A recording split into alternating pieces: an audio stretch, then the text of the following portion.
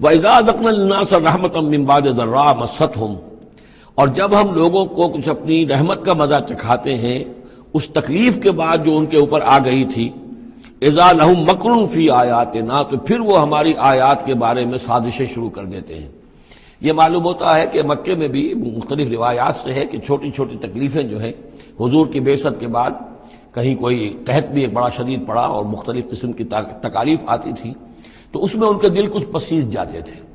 معلوم ہوتا تھا کہ کچھ حضور کے پاس آ کر بیٹھنے لگے، کچھ سننے لگے، کوئی توقع ہوئی کہ شاید یہ کچھ اب مائل ہو جائیں گے، مان لیں گے۔ لیکن جب وہ تکلیف رفع ہو گئی اور اللہ کی رحمت آ گئی، وَإِذَا أَذَقْنَا النَّاسَ رَحْمَةً مِّن بَعْدِ ضَرَّاءٍ مَسَّتْهُمْ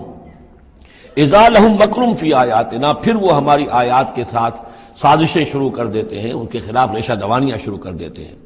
قل اللہ اسرع مکرا، ان کو بتا دیجئے کہ اللہ تعالیٰ کی چالیں تدبیریں کہیں زیادہ تیز ہیں۔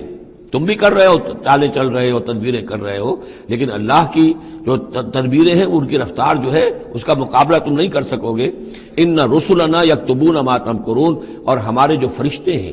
ہمارے جو پیغامبر ہیں وہ بیٹھے ہوئے ہیں اور لکھ رہے ہیں جو بھی تم چالیں چل رہے ہو، جو سازشیں کر رہے ہو۔